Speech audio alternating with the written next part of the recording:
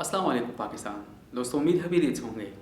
आज हम बात करेंगे नेब खैबर पख्तूनख्वा की जानिब से मौलाना फ़ज़ल रहमान की तलबी और फिर मौलाना फ़ज़ल रहमान का रद्द-ए-अमल। इस हवाले से चूँकि ये बहुत इंपॉर्टेंट टॉपिक है और बुनियादी तौर पर इसका ताल्लुक़ करप्शन का ताल्लुक़ चूँकि एक आलिम-उद-दीन से है, जो एक महसूस तबका जो है एक नुक्ता नज़र रखता है, और फिर उसके बाद जो है इनका जो मिशन है वो खुदा की ज़मीन पर खुदा का निज़ाम है।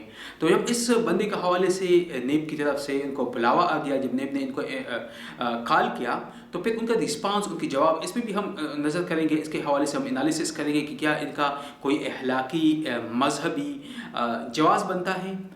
सबसे पहली बात तो ये है कि मौलाना फ़ज़ल रहमान जो कि पाकिस्तान के एक मशहूर मजहबी पार्टी जमीयत उलमा इस्लाम फ़ज़ल रहमान की सरबराह है, और ये वो जमात है जो कि देवबंद स्कूल ऑफ थाट्स की रिप्रेजेंटेटिव जमात है पाकिस्तान में।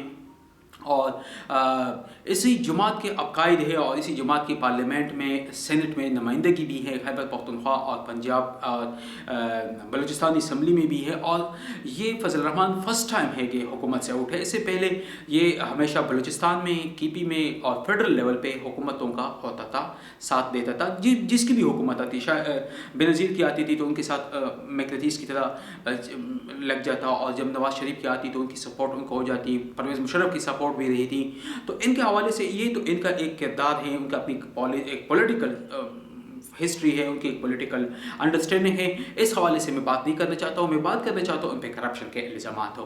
मौलाना फ़ज़ल रहमान चूँकि एक मजहबी लीडर है, और जब हम मज़हब की तरफ देखते हैं और मजहबी तबके की तरफ देखते हैं, तो फिर उनके आमाल में और उनके किरदार और फिर उनकी जो एक थ्योरेटिकल अप्रोच है, उनमें हमें बहुत ज़्यादा जो है ड्यूअलिज़्म, बहुत ज़्यादा दोगलापन नज़र आता है।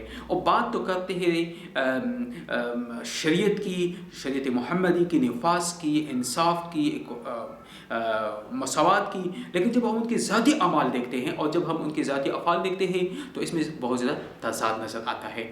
यही मौलाना फ़ज़ल रहमान के ऊपर भी है कि मौलाना फ़ज़ल रहमान ज़ाती तौर पर तो अपनी ज़िंदगी में अपने आप को बहुत ज़्यादा वली और बहुत ज़बरदस्त एक अल्लाह का नेक बंदा पेश करने की कोशिश करता है, और हमेशा ये बात कहता है कि मैं तो बहुत गरीब हूँ। लेकिन अब नेब ने जो तहकीकात की है 2 सालों से, जो इनके खिलाफ तहकीकात हो रही हैं, उन तहकीकात के रिज़ल्ट में नेब इस रिज़ल्ट पे पहुँच चुकी कि मौलाना फ़ज़ल रहमान दरअसल अरबपति है।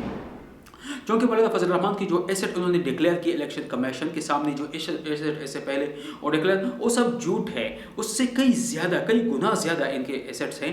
और अब देखना ये है कि 1 अक्टूबर को जब मौलाना फ़ज़ल रहमान पेश होंगे नेब में, तो उनका क्या जवाब आता है इस हवाले से और इसकी क्या तहकीकात है। लेकिन अभी तक नेब की जिन बुनियादों पर नेब ने तहकीकात की, उनमें सबसे जो मेन चीज़ है दैट्स शुगर मिल्स है। और ये शुगर मिल्स जो है, अच्छा, अब इसमें यह है कि ये डायरेक्ट इनके नाम है। बात चीज़ें जो इनडायरेक्टली इनके जो फ्रंट मैन हैं, इनका मशहूर जो फ्रंट मैन है और ग़ुलाम अली है, हाजी ग़ुलाम अली, जो पेशावर में है, जो कि कब्ज़ा माफिया है, जो कि पेशावर के कब्रिस्तानों पे कब्ज़े के हवाले से बहुत मशहूर है।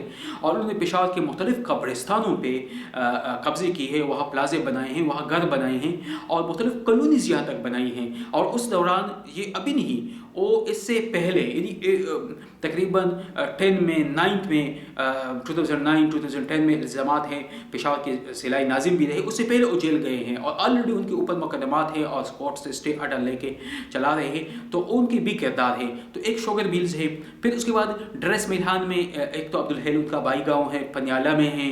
फिर उसके बाद जो है ड्रेस मिल्हान सिटी में बन रोड पे, तो मुख्तलिफ उनके घर है, करोड़ों मलियत के इनके इंपॉर्टेंट घर हैं ड्रेस मिल्हान में सिर्फ। फिर उसके बाद जब हम बात करते हैं पेशावर में, तो पेशावर में भी उनके पास घर है, पेशावर में उनका एक प्लाजा भी है। और पेशावर में इसके जो मदरसा हैं, जो बुनियादी तौर पर तो मजहबी, लेकिन वो ज़ाती मसरफ़ में है और उससे इनकी कमाई इनकम भी हो रही है, जो कि इसको कर्नल कदाफ़ी जो थे लीबिया के, उनके सैफुल इस्लाम, उनके बेटे ने इनके लिए तमीर की थी। तो ये मदरसा भी उनकी बाकायदा उनकी एसेट्स है, जहाँ की आमदनी हो रही है, तो ये भी उनके वहाँ। फिर इस्लामाबाद में आते हैं, तो इस्लामाबाद में एक चेक शहजाद में इनका अरबों रुपए मलियत का एक फ्लैट है। इसके अलावा इस्लामाबाद F8 सेक्टर में उनका बंगला है। F8 सेक्टर के हवाले से हम बात करते हैं तो ये इस्लामाबाद की जो एलीट क्लास है या इस्लामाबाद की पॉलिटिकल क्लास है, तो इनके घर यहाँ पे है, यहाँ बिलावल हाउस भी है। तो इनके मौलाना फ़ज़ल रहमान का भी है घर है और उनकी रिहाइश आमतौर पर उसी घर में होती है। और इसके अलावा जो है दुबई में भी आपका एक प्लाट है। تو یہ آپ دیکھ سکتے ہیں کہ دبئی میں آپ کا جو پلاٹ بھی ہے اور فلیٹ بھی ہے، تو یہ دو مختلف قسم کی ان کی انویسٹمنٹ ہے دبئی میں بھی۔ اس کے علاوہ مولانا فضل الرحمان کے اپنے فرنٹ مین کے ذریعے سے حج کے موقع پہ جو ہے جب حاجی جاتے ہیں تو وہاں بھی اپنی اثر و رسوخ استعمال کر کے مختلف ہوٹلنگ کے کاروبار میں بھی انوالوڈ ہے، ہائی پرائسز پہ پاکستانی حاجیوں کی ایکسپلائٹیشن کر کے ان کے پیسے بھی کما رہے ہیں، تو اس کاروبار میں بھی ان کی انوالومنٹ ہے۔ اور چونکہ حج کے جو کروان جاتے ہیں پھر وہ لوگ وہاں پہ اسٹے کرتے ہیں تو ان سے زیادہ قیمت پہ وہ ان کے ہوٹلوں میں رہتے ہیں، اور یہ فضل الرحمان کی جو فرنٹ مین ہیں ان کے اس میں ہوتے ہیں۔ اس کے علاوہ مولانا فضل الرحمان کے مختلف کاروباروں میں جس طریقے سے مولانا ڈیزل کے حوالے سے مشہور ہیں، تو ڈیزل فارمیٹ اور اس طرح مختلف فارمیٹوں میں مختلف قسم کے کیسز میں اس سے پہلے بھی انوالو رہا، مختلف کاروباروں میں ڈائریکٹلی بھی رہا، ان کے فرنٹ مین کے ذریعے سے بھی رہا، اور اس کے علاوہ جو 1200 کنال زمین کا جو ہے، جب پرویز مشرف کے دور میں آپ قومی اسمبلی میں اپوزیشن لیڈر تھے اور خیبر پختونخوا اور بلوچستان میں ان کی گورنمنٹ تھی، تو اس صورت میں فضل الرحمان نے فوجیوں شہیدوں کے لیے جو صوبائی حکومت کی زمین تھی، جو صوبائی حکومت کے نے عام طور پر فوجیوں کو الاٹمنٹ ہوتی تھی، تو اس زمین کو 200 روپے کنال کے حساب سے آپ نے آپ کے بھائی مولانا لطف الرحمان، جس کو عبد اللطف کے نام سے بھی مشہور ہیں، جن کی ذاتی طور پر کردار پہ بہت سارے کوسچن مارک ہیں، جو شراب جو ہے زناؤں میں، شراب میں اور مختلف بیماریوں میں جو ملوث ہیں، مختلف قسم کے اس کے کردار جو ہے بالکل کلیئر نہیں ہے، جو کردار جو ہے ایک مختلف ایولز، ایک بیماری کا جڑ ہے، ایک جس کو ہم کہہ سکتے ہیں نا کہ وہ ان کا بھائی ہے تو اس کے بھائی کی بھی اس میں ہے، اور پھر ان کے بھائی کی جو شریف اللہ جو ان کے سیکرٹری ہیں ان کے نام پہ بھی انہوں نے جائیدادیں لی ہیں۔ تو اس طرح ان کے فرنٹ مین ان کے اپنے بھائی ہیں، بھائی کے علاوہ ان کے جو رشتہ دار ہیں جس میں قاسم علی ہے، غلام علی بہت امپورٹنٹ ہے، اس کے علاوہ شریف اللہ جو ان کے بھائی کے پی اے ہیں، یہ بھی امپورٹنٹ کردار ان لوگوں کا بھی ہے، اور ان کے ذریعے سے بھی انہوں نے زمینیں لی ہیں۔ تو یہ زیادہ طور پر زمینیں جو ہیں اپنے یا ان کے نام، تو یہ 1200 کنال زمین کی ہیں، اور پھر اکرم خان دورانی جو اس وقت کے پی کے وزیر اعلیٰ تھے، انہوں نے اپنے ایک رشتہ دار کے نام لکھا دی، تو یہ فوجوں کی زمین کو بھی انہوں نے نہیں بخشا، شہیدوں اور شہداء کی زمین پہ بھی انہوں نے قبضہ کیا ہے۔ تو اس طریقے سے اگر ہم دیکھ لیتے ہیں تو اربوں روپے ملیت کا یہ ان کی ایسٹس ہے، اور جو کہ نیب نے تحقیقات کی ہیں، ابتدائی تحقیقات کی ہے، تو یہ ایک طرف تو ان کی یہ اربوں روپے کے ان پہ الزام ہے، اور نیب نے تحقیقات کی ہے، ابتدائی جو طریقہ کار ہوتا ہے، اس کے بعد پھر وہ باقاعدہ ان کو انوائٹ کرتے ہیں، ان کو بلاتے ہیں، اب ان کو بلا کے پھر آپ نے وہاں پہ اپنی صفائی پیش کرنی ہوتی ہے۔ اب ایک طرف تو ان کے اوپر یہ الزامات ہیں، اب یہ الزامات کا کویسچن یہ ہوتا ہے کہ یہ نیب نے ابتدائی تحقیقات کی ہے، اب ان کے پاس یہ موقع ہے کہ وہ جا کے ان کی صفائی پیش کریں، لیکن بجائے اس کے ایک ایسے عالم دین کے منہ سے یہ الفاظ کہ نیب کے حوالے سے، حکومت کے حوالے سے، پھر اسٹیبلشمنٹ کے حوالے سے، ملٹری کے حوالے سے الٹا ان پہ اٹیک کرنا اور یہ کہنا کہ میرا کچھ بھی کوئی نہیں بگاڑ سکتا، میں نہیں جاؤں گا، تو یہ انکار اس بات کی علت ہے کہ دال میں کچھ کالا ضرور ہے۔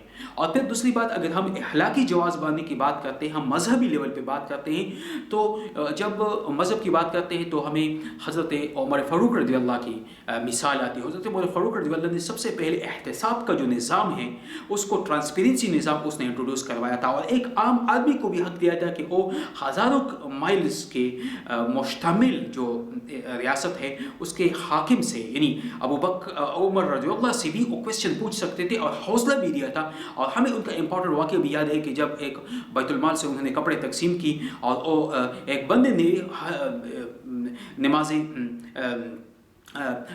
جمعہ کے موقع پہ ان سے پوچھا کہ آپ نے جو کپڑے مجھے دیے تھے اور میرے نہ بن سکے، آپ نے کس طرح بنائے، آپ کے کس طرح آپ کی چونکہ آپ کا قد بھی بڑا ہے مجھ سے، تو آپ نے اپنے بیٹے کی طرف اشارہ کیا اور کہا کہ بیٹا، میرا بیٹا آپ کو جواب دے گا۔ تو آپ کے بیٹے نے کہا کہ میں نے اپنے حصے کا جو کپڑا تھا وہ بھی دیا، تو باپ کے جو کپڑا ہے باپ کے لیے سوٹ جو ہے وہ تیار ہوا۔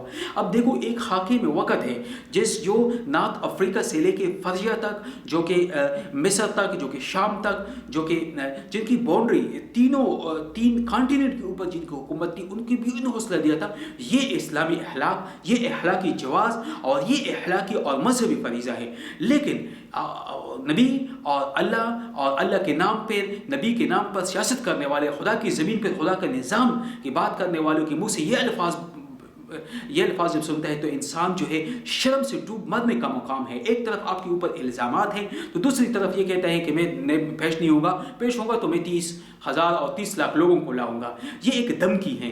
دیکھو اگر ہم دیکھتے ہیں خلفائے راشدین سے ہمیں اگر دیکھ لیں، عمر رضی اللہ سے دیکھ لیں، عثمان رضی اللہ سے دیکھ لیں، علی رضی اللہ سے دیکھ لیں. عثمان رضی اللہ کو 40 دن تک جب لوگوں نے گھیر رکھا تھا، جب ان کا، تو انہوں نے اپنے لیے، اپنی ذات کے لیے اسٹیٹ کی کبھی بھی استعمال نہیں کیا. کبھی بھی انہوں نے آرمی کو کال نہیں کیا. وہ کال کر سکتے تھے کیونکہ وہ بھی ایک بہت بڑے، ایک ہزاروں کلومیٹر ریاست کے امیر المومنین تھے. لیکن ابو بکر، لیکن عثمان غنی رضی اللہ نے اپنی ذات کے لیے استعمال نہیں کیا. یہی مثال حضرت عمر فاروق رضی اللہ ہے کہ عمر فاروق رضی اللہ نے ذاتی سیکورٹری اپنی اسٹیٹ کے پیسوں پہ، ریاست کے پیسوں پہ سیکورٹری اپنے لیے استعمال نہیں کیا. اور یہی وجہ ہے کہ اس کو اس کے ایک غلام نے قتل کیا.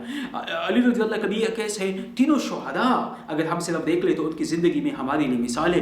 حضرت پاک صلی اللہ علیہ وسلم کی زندگی ہمارے لیے مثال ہے. انہوں نے کبھی کسی کو بددعا نہیں دی، کبھی کسی کو برا بھلا نہیں کہا، بلکہ ان کی جو کردار ہے، ان کی سیرت سے ہمیں اس بات کا پتہ چلتا ہے کہ اگر آپ کے اوپر الزام ہے تو آپ الزامات کا ٹھنڈے دل سے ثبوت کے ساتھ دفاع کریں. لیکن چونکہ دال میں کچھ کالا ہے تو مولانا فضل الرحمان 30,000 30 لاکھ بلکہ 30 کروڑ لوگوں کو بھی لے آئے، لیکن احتساب نہیں ہونا ہے.